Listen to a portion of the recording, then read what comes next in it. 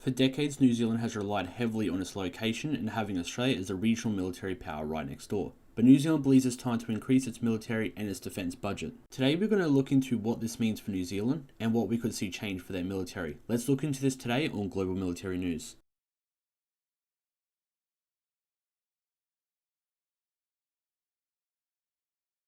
Back in April 2025, New Zealand's new Prime Minister has planned to increase the defence budget to double the size and increase their military capabilities.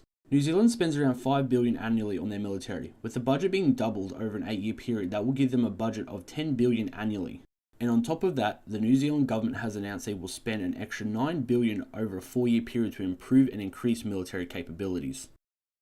It's well known at this point a lot of people have wanted New Zealand's military budget increased for years now. New Zealand's military is a modern force but is facing problems like low recruitment numbers and military equipment aging. It's important that New Zealand has its own capabilities to defend itself. New Zealand has for a long time relied on their allies and their location. But in the last few years, New Zealand and also Australia have seen a large number of Chinese warships moving through their region. The New Zealand government also believes with the current conflicts happening around the world, it is time to improve their military. With this military budget increase, I believe New Zealand will first start with increasing military personnel pay to encourage more people to join the military.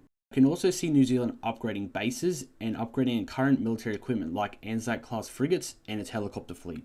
We could also see in the long term New Zealand buying new military equipment like infantry fighting vehicles, APCs, or maybe even some type of air combat fleet which New Zealand does not have at this time. I also believe that New Zealand could look to Australia for newer military equipment for a low price, considering Australia is also increasing their military and is taking delivery of a lot of new gear. New Zealand should look into buying more Bushmasters from Australia, or even buying Australia's Anzac-class frigates. There's also Australia's Tiger attack helicopters that they will start to retire with Australia taking delivery of its new attack helicopters. But I could be here all day listing things New Zealand should get, but there is also another option. New Zealand should look into building their own military equipment or even offering to build military equipment for other countries to build up their domestic military industry. This increase in military capabilities and spending means New Zealand can hopefully become more independent in their defence and be able to give their allies more global support. What do you think of this? Do you believe New Zealand should spend more or they should not spend this much at all? Let us know in the comments. Thanks for watching today. Make sure you subscribe. We are so close to 2,000 subscribers. If you want more content, make sure you follow Global Military News on other social media platforms.